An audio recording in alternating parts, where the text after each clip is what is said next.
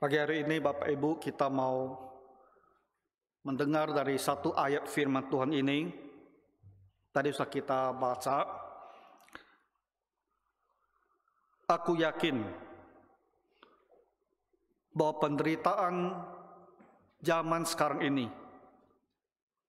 tidak dapat dibandingkan dengan kemuliaan yang akan dinyatakan kepada kita. Ada hal baik yang akan datang.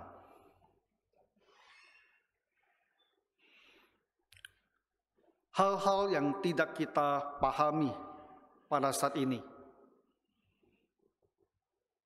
tapi akan datang yang Tuhan sediakan untuk kita semua yang mengasihi Tuhan. Kita mungkin berbicara tentang hal-hal rohani, itu seperti sesuatu yang tidak nyata. Kita terpola dalam berpikir hal-hal yang nampak di depan mata. Kalau dikatakan kepada kita bahwa di depan kita ada harapan kehidupan yang lebih makmur, kehidupan yang lebih nyaman, kita dengan mudah sekali bisa merasakan dan dengan semangat kita menantikan kebaikan yang akan tiba itu. Tapi ketika kita berbicara tentang hal-hal rohani, seperti diungkapkan oleh Rasul Paulus ini, bisa saja kita merasa ini seperti berbicara sesuatu hal yang ada di awan-awan. Ketika saya membaca ayat ini, saya juga berpikir,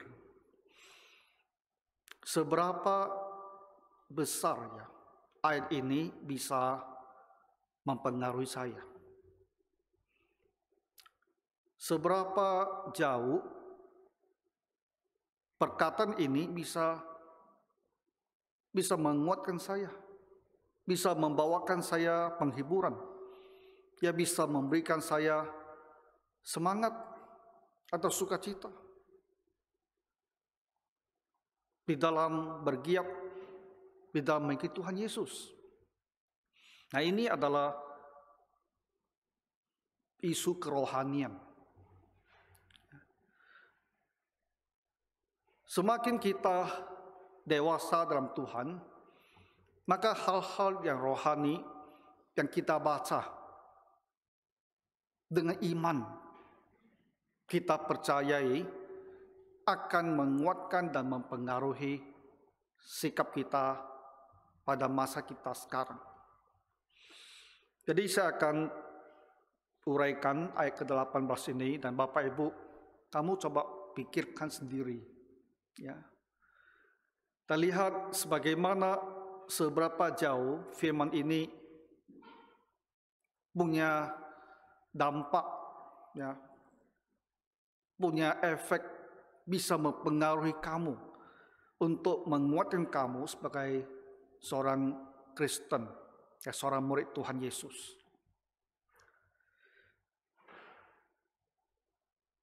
Aku yakin, ini perkataan Rasul Paulus, bahwa penderitaan zaman sekarang ini, Rasul Paulus jelas menyadari penderitaan yang dia alami. Penderitaan kita ini, mula-mula awalnya kita akan lebih melihat kepada hal-hal yang bersifat lahiriah yang kita alami. Tapi nanti kita juga bisa melihat bahwa ada juga penderitaan yang sifatnya spiritual, sifatnya rohani. Tapi kita berbicara dulu tentang penderitaan lahiriah kita ini. Dan itu banyak. Ya, sangat sederhana. Kira kita manusia, hidup itu perlu makan. Maka urusan kecukupan kehidupan sehari-hari ini saja, mungkin ada yang merasa menderita. Kita punya teman, punya anggota gereja, yang kalau saya lihat, pasti dia merasa sekali menderita dalam hal-hal kecukupan makanan saja. Kadang-kadang lebih sering ya Bapak Ibu, masalah kehidupan yang sehari-hari ini, kebutuhan hidup, makanan ini saja kalau kita sampai harus merasa menderita. Lebih sering ya, walaupun bukan pasti begitu, tapi lebih sering itu karena kesalahan kita sendiri gitu. Hidup ini ya, itu ada akibat itu. Hari ini apa yang kita perbuat, kita bisa menanggung akibatnya besok lusa. Jadi saya lihat kawan satu ini dulu, beberapa tahun lalu, kadang-kadang jalan kaki untuk menenteng satu kantong kresek. Dan saya lihat apa isinya itu. Sebutir, 2 butir telur dengan sebungkus Indomie.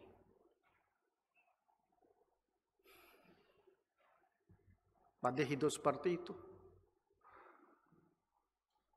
Artinya, untuk makan yang teratur saja, dia itu harus jalan untuk pergi beli sebungkus Indomie gitu.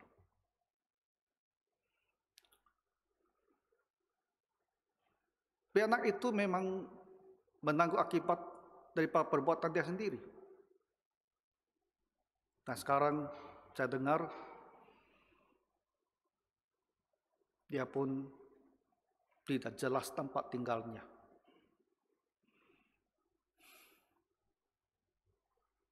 Dan tempat kita ada yang bertemu, dan kita hanya bisa membantu.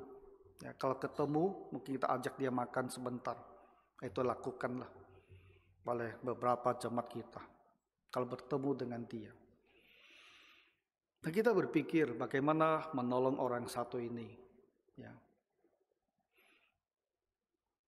Tidak gampang menolong dia. Karena latar belakang apa yang pernah terjadi itu membuat orang sulit sekali untuk berbuat lebih banyak menolong dia.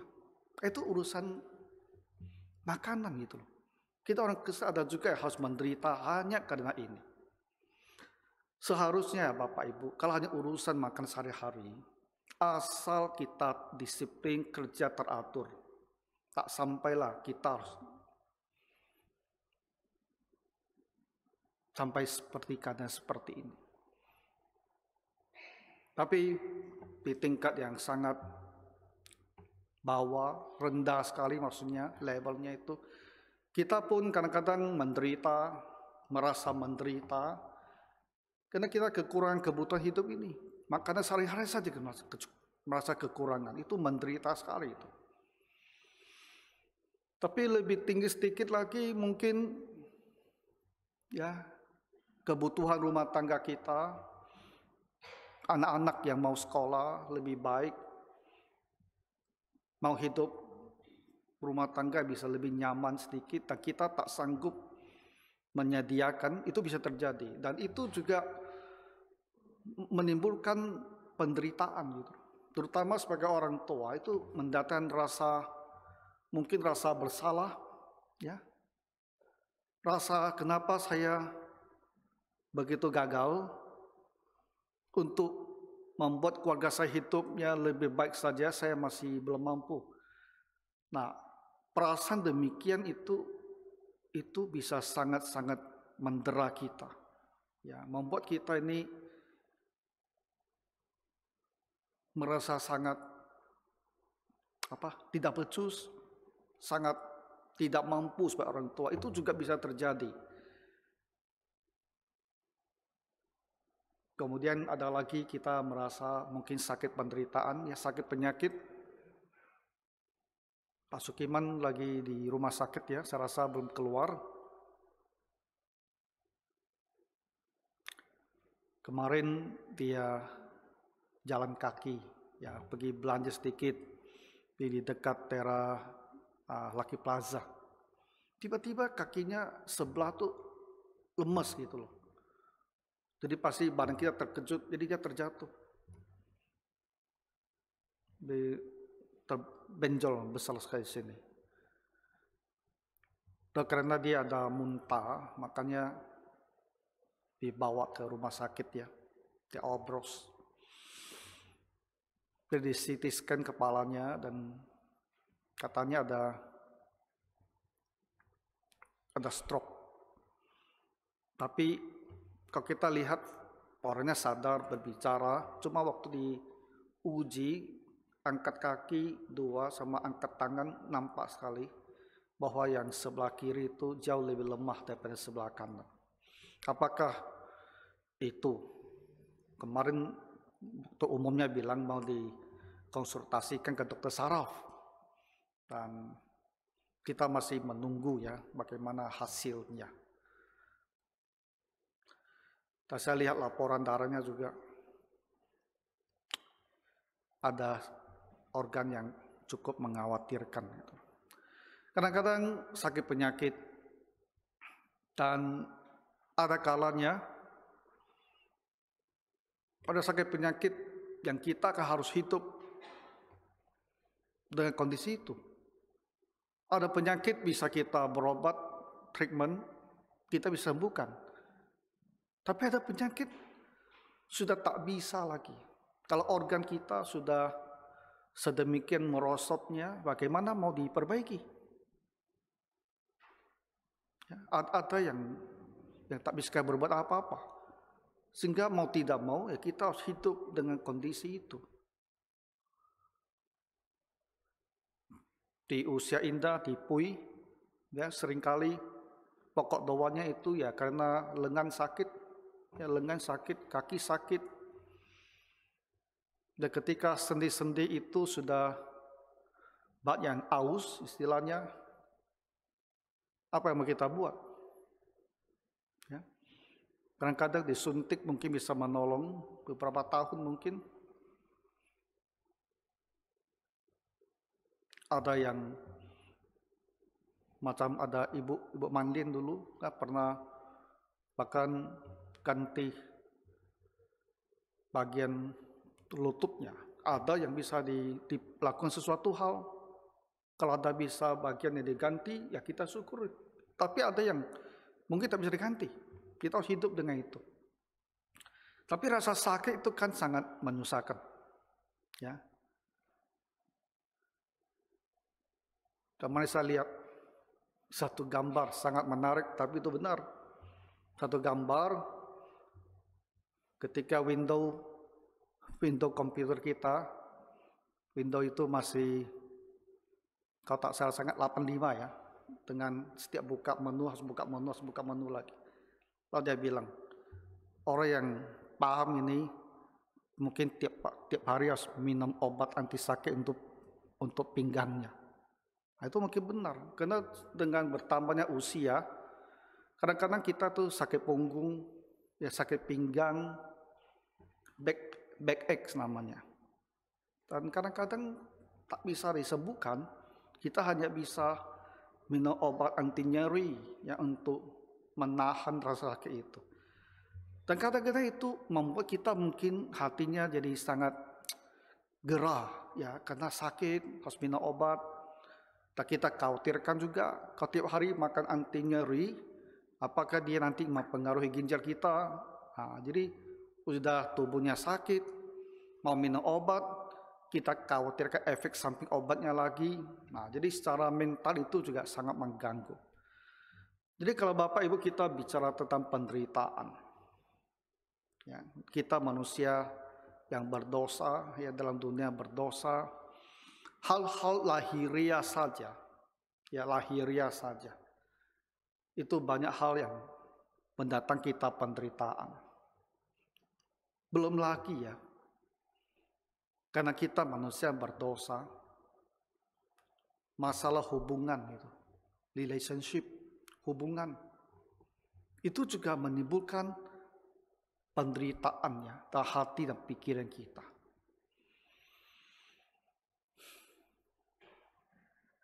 Saya berpikir ya, kasus-kasus belakangan ini yang kita baca tiap hari di koran, kenapa ya? Semua namanya nama Kristen gitu loh.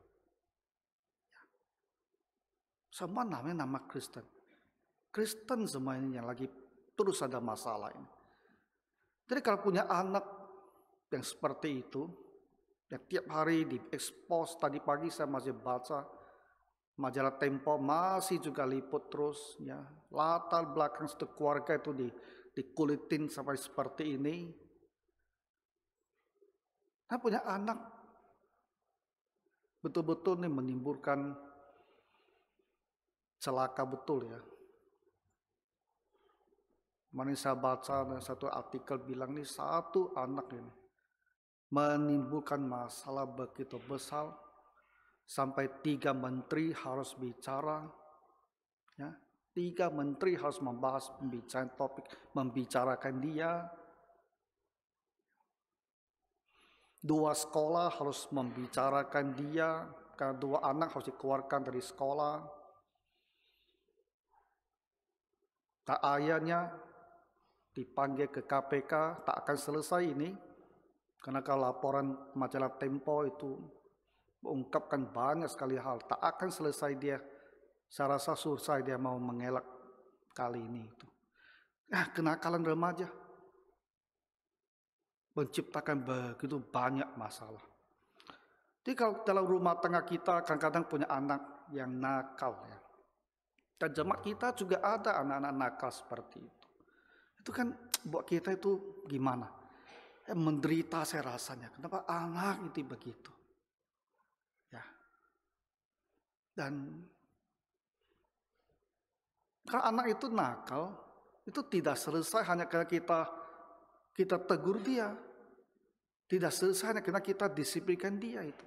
Itu udah butuh berapa lama sampai dia itu sendirinya mau sadar, baru mau bertobat. Itu bagi orang tua itu jadi penderitaan gitu. Ya. Hubungannya suami dan istri juga kadang-kadang hubungan di tempat kita kerja dia membuat hidup kita itu terasa susah sekali, penderitaan. Tapi ini masih urusan manusia. Rasul Paulus di sini dia berbicara bahwa penderitaan zaman sekarang ini, bagi dia banyaklah penderitaannya. Kita membaca di Korintus bagaimana dia ya kalam kapal dalam usaha dia untuk bepergian memberitakan Injil, bagaimana dilempari batu, bagaimana hidup berpuasa karena kekurangan. Dan kita juga baca tentang penderitaan batin dia sesungguhnya. Surat 2 Korintus umpamanya ditulis ya karena jemaat bahkan salah paham terhadap niat baik dia. Dan dia bicara kepada mereka, saya membuka hati lebar-lebar untuk kalian. Ada kalian buka hati lebar-lebar juga untuk saya itu. Dia harus menulis sampai seperti ini. Tetapi di Roma pasal ke-8 ini ada lagi satu sisi tentang penderitaan. Sisi spiritual. Rasul Paulus berbicara tentang kita manusia di dalam tubuh ini, ya, dalam daging kita ini. Kita masih belum sempurna.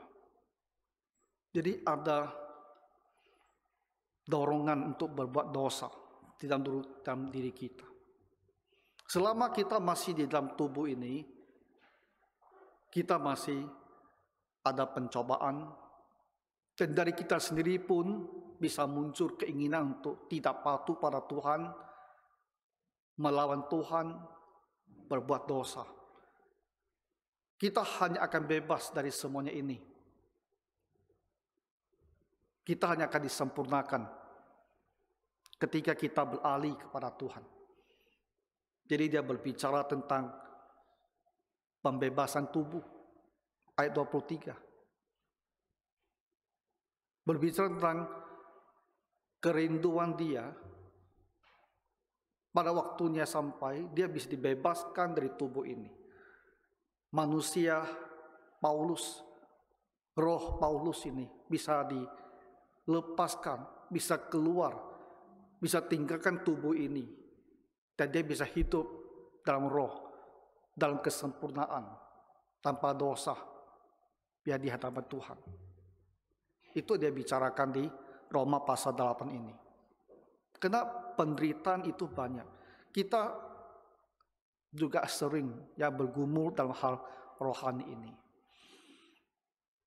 Ada dosa yang kita terus-menerus mau tinggalkan, tapi kita merasa masih kembali kepada dosa yang sama. Kita tinggalkan beberapa waktu, kemudian kita jatuh dalam pencobaan. Jadi kita berjuang bagaimana supaya saya bisa tidak kembali ke dosa ini.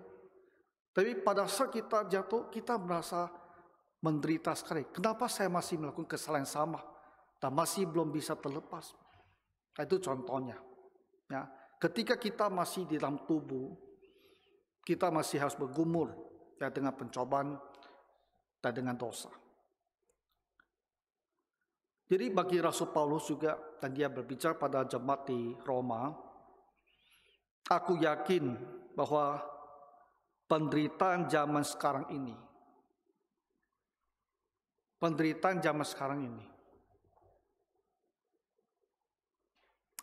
dia yakin karena ada hal yang lebih baik. Walaupun pada saat ini dia menderita. Bapak Ibu, mari kita perhatikan pertama-tama, meskipun ada penderitaan ini, apapun juga itu bentuknya, yang lahiriah, yang jasmania, atau yang rohania, atau yang lebih di batin kita, di mental kita, sesungguhnya penderitaan itu hanya singkat lah, sifatnya hanya sementara. Pada saat kita dalam penderitaan itu, kita mungkin merasa sangat tertekan, sangat kesusahan. Tapi dalam banyak kasus, sesungguhnya dia hanya sementara saja, karena dia akan berlalu.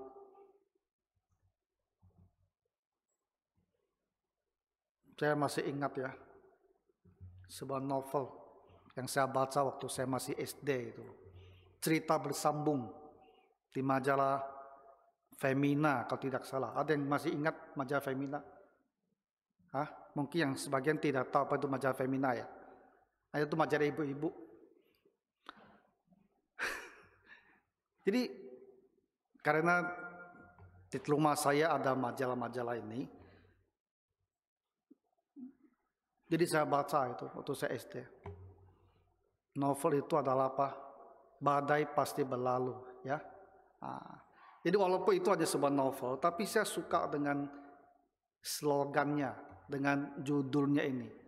Itu udah dibikin film 2 kali itu, novel itu. Badai pasti berlalu. Bagus sekali. Ya, orang yang tak kenal Tuhan pun, dia dengan slogan seperti ini bisa menghibur hatinya. Nah, kita orang Kristen lebih lagi.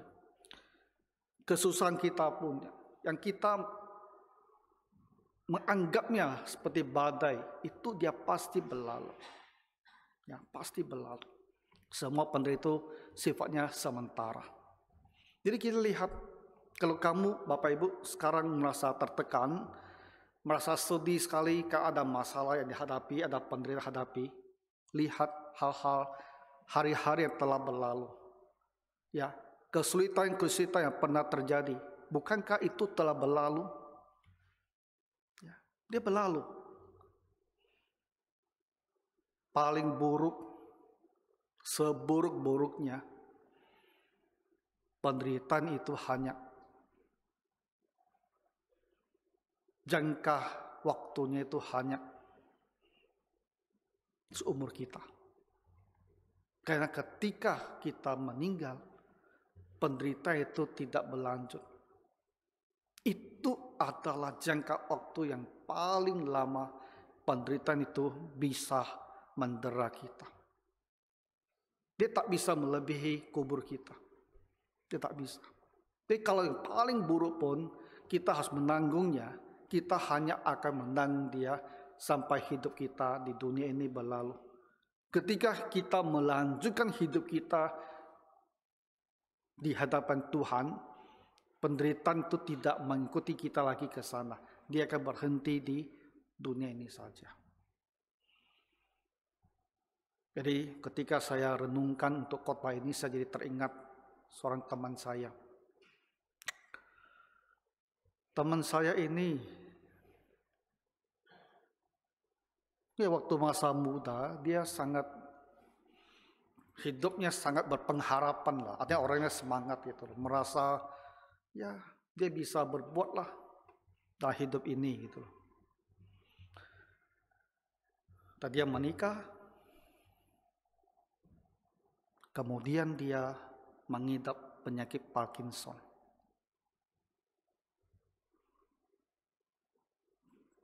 Sangat kasihan sekali. Penyakit Parkinson, tangannya selalu tak bisa kontrol ya. Otaknya juga mengecil saya rasa. Jadi lambat laun dia tak bisa lagi bekerja. Pelan-pelan dia lebih banyak hanya di rumah saja. Orang Kristen, aktif dulu di gereja juga. Dia guru sekolah minggu, paduan suara. Sekarang dia lebih banyak di rumah. Jadi kita berkunjung ya, melihat dia jadi pikiran ya. Kondisi dia kok jadi buruk seperti ini. Dan tak ada yang bisa dilakukan untuk mengobati, ya untuk membuat dia bisa lebih baik, tidak ada. Jadi pelan-pelan, tahun lewat tahun, ya semakin merosot ya. Kemarin waktu masa pandemi saya mendengar dia telah dipanggil Tuhan. Gitu. Jadi bagi dia, penderitaan dia kena penyakit yang satu itu, memang di dunia ini dia tidak mendapatkan pelepasan. Sampai akhirnya dia harus meninggal kena penyakit yang satu itu. Tapi penderitaan dia itu berakhir ketika dia meninggal. Segala kesedihan dia, segala sakit yang dia alami, segala hal yang membuat dia merasa begitu mengganggu, itu berakhir ketika Tuhan memanggil dia. Jadi di dalam dunia ini, walaupun kita tak terlepas dari penderitaan, masing-masing orang berbeda-beda. Ada yang kita akibatkan sendiri, sehingga kita menanggung konsekuensinya. Ada yang betul-betul bukan karena salah kita, tapi Tuhan izinkan. Dan kita melalui menderita. Sebagian besar akan berakhir ketika kita masih di dunia ini. Karena badai itu pasti berlalu. Tapi ada yang harus kita pikul, kita tanggung sampai Tuhan memanggil kita. Tapi kita harus selalu ingat, apapun itu juga dia akan berlalu. Dia tak akan selama-lamanya merongrong kita dan menyusahkan kita. Nah, kalau kita berbicara tentang orang yang menolak Tuhan. Situasinya tidak demikian. Manusia di dalam dunia ini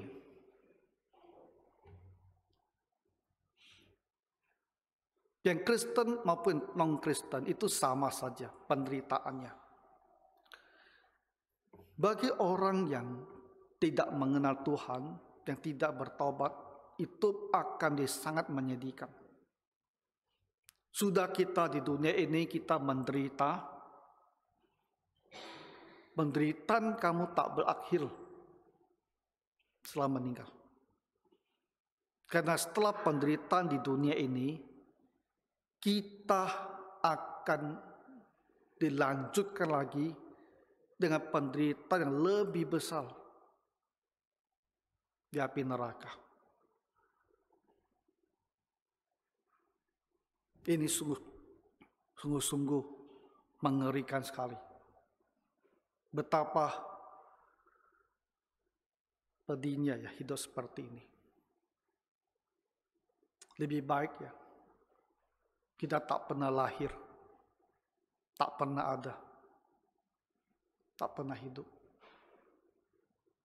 Daripada kita dilahirkan hidup di dalam dosa, hidup menolak Tuhan, menderita di dunia ini, dan menderita di dunia akan datang. Kekal selama-lamanya. Ini saya sebutkan, walaupun kita semua ada orang Kristen, supaya Bapak Ibu ingat, kita masih mempunyai keluarga, mempunyai tetangga, mempunyai teman. Mereka ada yang tak pernah mendengarkan tentang Tuhan Yesus. Tapi ada yang mendengar, tapi menolak percaya. Kemarin saja saya bicara sama 2 orang. Dua-duanya sekolah Kristen di kampung halamannya, di Selat Panjang, dan mereka di Batam. Jadi mereka tahu tentang Tuhan Yesus. Karena di sekolah sampai SD mereka belajar agama. Mereka tahu. Tapi mereka tak mau ikut Tuhan Yesus. Ketika saya bicara kepada mereka tentang Tuhan Yesus, mereka bilang itu nggak usah ngomongkan lah. Ya, tak usah dibicarakan. Tak mau. Jadi udah punya pengetahuan. Tapi pengetahuan itu hanya ada di dalam benak dan kepala. Tidak ada iman tentang Tuhan Yesus, tak ada. Dan mereka menolak. Mau dibicarakan pun mereka tak begitu tertarik bicara tentang Tuhan Yesus.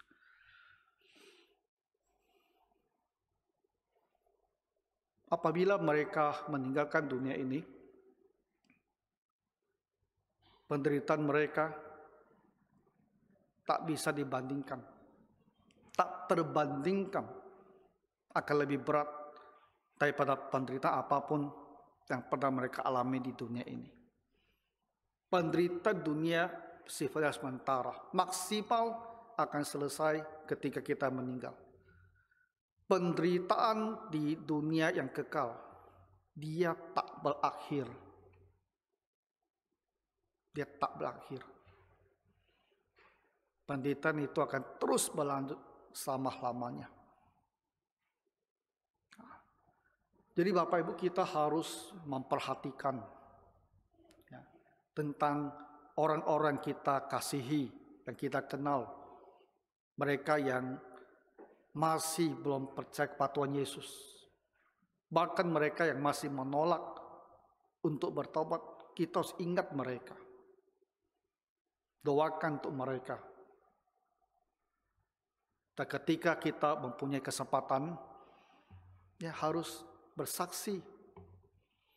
Sering ajak mereka datang beribadah. Lakukan, ya bersungguh-sungguh lakukan. Nah, ini tentang penderitaan. Jadi Paulus bilang, aku yakin penderitaan zaman sekarang ini tidak dapat dibandingkan dengan kemuliaan yang akan datang. Ada kemuliaan yang akan datang bagi kita orang Kristen. Dan ketika kita mendengar kata kemuliaan, kita tahu itu suatu hal yang akan begitu bagus. Hanya kita pada saat ini tidak tahu bagaimana wujud daripada kemuliaan itu.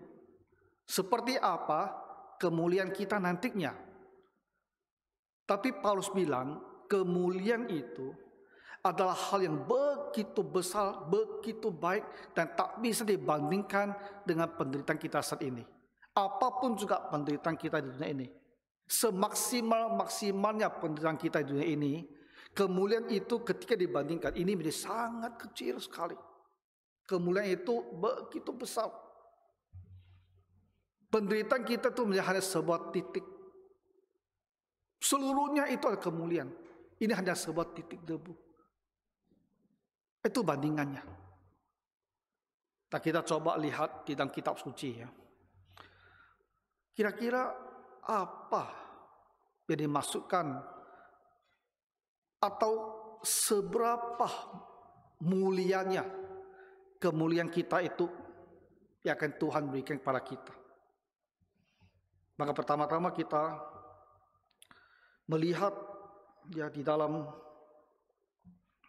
tulisan Rasul Paulus,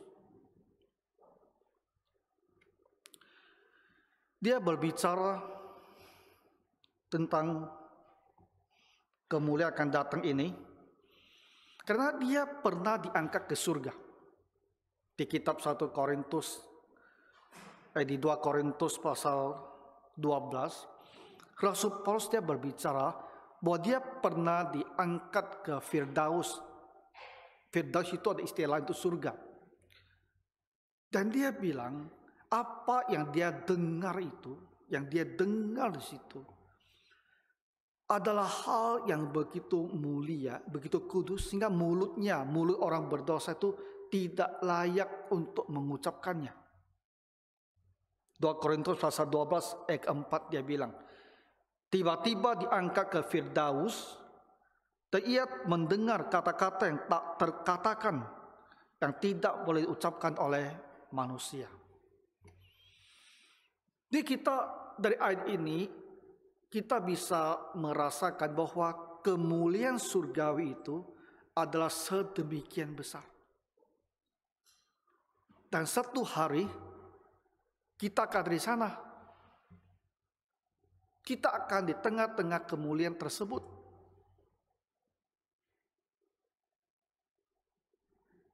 Dan di waktu itulah kita akan melihat sendiri, mendengar sendiri bagaimana kemuliaan yang Tuhan sediakan kepada kita. Tapi untuk saat ini cukuplah untuk kita ketahui bahwa yang akan datang, dia akan berlangsung sampai kekal selama-lamanya itu adalah sesuatu hal yang begitu indah, begitu baik, dan kita mempunyai bahagia di sana.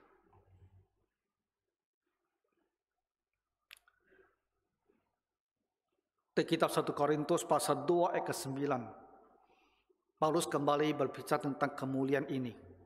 Dia bilang, apa yang tidak pernah dilihat oleh mata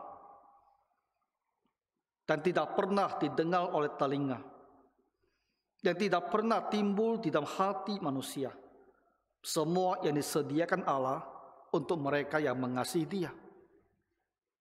Tuhan sediakan. Sejauh kita bisa membayangkan, sejauh imajinasi kita, yang Tuhan sediakan itu masih melebihi itu. Sejauh-jauhnya kita bisa membayangkan kemuliaan tersebut, ya berdasarkan pengalaman kita di dunia ini, berdasarkan bacaan kita. Kalaupun kita bisa mengimajinasi kemuliaan itu sejauh langit, yang disediakan itu masih lebih daripada itu. Karena yang belum pernah mampu kita pikirkan, kita lihat, kita dengar, yang pernah timbul dalam hati kita, dia melebihi daripada apa yang pernah bisa timbul dalam hati kita. Jadi kita bersyukur bahwa kita akan mengalami hal yang sedemikian mulia. Dan tidak hanya untuk sementara waktu, tapi untuk kekal selama-lamanya. Ya, kita bisa mempunyai bahagia dalam kemuliaan ini karena Tuhan mengasihi kita, mengampuni dosa kita, dan menyelamatkan kita. Apa bedanya kita dengan manusia yang lain, dengan mereka tidak percaya? Karena kasih Tuhanlah kita bisa mempunyai bahagia ini. Kalau mereka berakhir dalam penderitaan yang kekal, dalam hukuman, kita mempunyai bahagia yang begitu baik karena kita dikasihi oleh Tuhan. Nah, tidak lebih daripada itu. Tuhan mengasihi kita. Nah, di Rasul Paulus ketika dia menulis surat ini tahun 54 ya. Berarti dia sudah melayani sekitar 20-an tahun dalam banyak kesulitan, dalam banyak penderitaan. Dan dia bilang apa yang dia alami ini tak bisa dibandingkan dengan apa yang akan datang. Jadi dia tidak keberatan untuk terus giat di dalam Tuhan. Maka akhirnya dia mati. Mati dihukum oleh Kaisar Nero di tahun 60-an. Dia tidak menolak. Kalau untuk Tuhan, akhirnya dia mati syahid, dia terima. Kenapa? Karena mati syahid pun penderitaan itu hanyalah sementara dunia ini. Tapi kemuliaannya itu begitu besar, tak terbandingkan. Dan dia memandang ke depan, dan dia menjadi bersemangat dari dalam hidup di dunia ini. Kalaupun dia menderita, dia tidak akan menjadi kecewa, dia tidak akan menolak, mengundurkan diri dari Tuhan. Kalaupun penderitaan itu tak bisa dia lewatkan, seperti dia punya penyakit. Ya, di Galatia dia berbicara tentang penyakit yang dia derita. Dan di akhir surat Galatia dia berbicara tentang kasih jemaat kepadanya. Dan dia sebut kalau mereka bisa berikan, mereka akan berikan matanya. Jadi kita ada yang menaik kesimpulan bahwa penyakit yang diderita Paulus itu berkaitan dengan matanya itu. Dan dia menderita semua hidup untuk urusan satu itu, matanya itu. Jadi walaupun dia menderita, dia tak menjadi kecewa. Tidak memperlambat langkah dia melayani Tuhan. Apalagi menghentikannya, sama tidak. Dia tetap dalam semangat yang besar, bekerja, menanggung penderitaannya itu. Karena dia tahu, apapun juga penderitaan itu sifatnya hanya sekarang. Tapi akan datang yang kekal itu ada begitu baik. Dan dia memandang ke yang akan datang. Dan dia bersemangat di kesusahan dia sekarang ini. Aku yakin penderitaan zaman sekarang ini tidak dapat dibandingkan dengan kemuliaan yang akan dinyatakan kepada kita. Ini adalah cara berpikir orang beriman. Kita tidak tahu kemuliaan itu seperti apa. Masih ada di masa depan. Tapi kesusahan penderitaan yang kita hadapi sekarang itu dirasakan benar. Tapi orang yang beriman, meskipun yang dirasakan sekarang itu benar-benar dirasakan kesusahan penderitaan itu, tapi dia percaya bahwa kemuliaan akan datang itu adalah jauh-jauh lebih baik.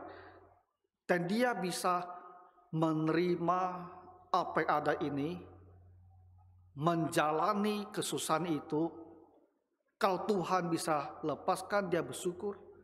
Kalau Tuhan izinkan dia terus harus mengalaminya, dia terima dan dia jalani tanpa dia berkurang kasihnya kepada Tuhan.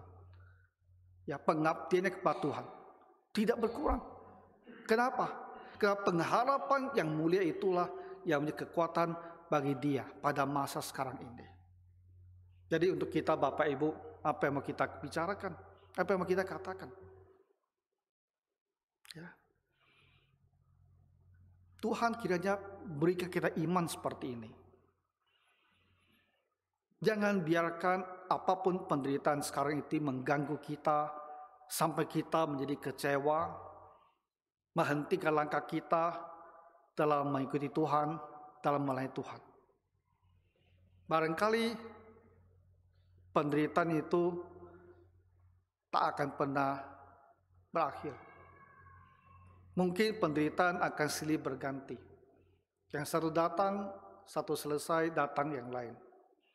Apakah itu dalam kaitan dengan kesehatan kita, dalam hubungan kita dengan orang lain, atau apapun itu juga. Saya rasa yang lebih sering terjadi adalah dia akan datang silih berganti. Ya satu selesai, yang lain muncul. Jadi kita selalu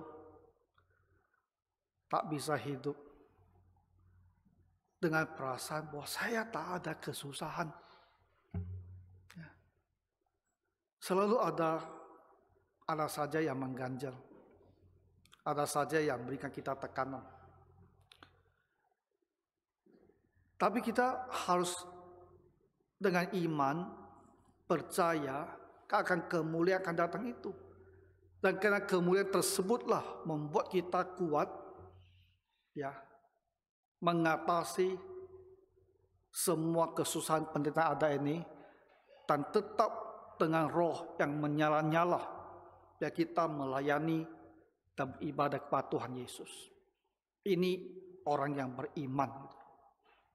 Dan akhir kata, kiranya Tuhan tambahkan kita iman ini. Ya, mari kita berdoa. Tuhan Bapa Surgawi, tambahkanlah kami iman, sehingga kami melihat kepada kemuliaan akan datang, menjadi begitu nyata dalam hati dan pikiran kami. Tapi pengharapan ini menjadi kekuatan yang baru untuk kami di saat sekarang ini. Apapun juga penderitaan yang harus kami jalani, biarlah kekuatan akan kemuliaan ini menyertai dan menolong kami untuk tidak tenggelam, tidak kecewa, tapi tetap penuh dengan semangat beribadah dan melayani-Mu. Dan hidup mau melihat kesaksian kami sebagai seorang Kristen. Tuhan Yesus, bantulah semua umat-Mu ini. Dalam nama Tuhan kami berdoa. Amin.